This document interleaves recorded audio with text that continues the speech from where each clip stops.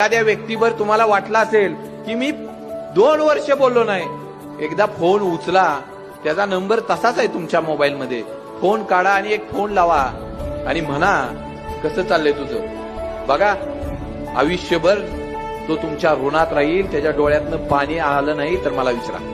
एकदा वाटतंय ना हे नातं नाही तुटलं पाहिजे, कुणाचं तरी ऐकून नातं तोडू नका.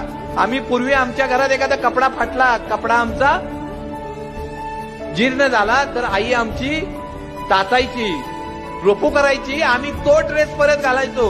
पण जर आता आमचा शर्ट फाटला तर आम्ही नवीन ब्रँडेड घेऊन येतो, परंतु तो रुपू करण्याचा प्रयत्न करत नाही, लगेच बदलून टाकतो. आमच्या नात्याचं पण असंच आहे. आमचं नातं थोडं इकडे तिकडे झालं ना, आम्ही नातं बंदच करून टाकतो, नवीन नाती शोधतो. मित्रांनो, कुणाच्या तरी सांगण्यावर नातं लांब नेऊ नका ना, 2 पावलं पुढे जावा आणि बोला तरी. अरे आयुष्यभर ते नातं जपावं असं आम्हाला वाटत असेल तर 100% जपा. तुमच्या सगळ्या रोगाचं औषध मेडिकलमध्ये मिळेल, पण मनाचा आजार दूर करायला तुमचा जीवाभावाचाच लागेल. आणि असा जीवाभावाचा तुमच्या आयुष्यात असेल तर त्याला जपा.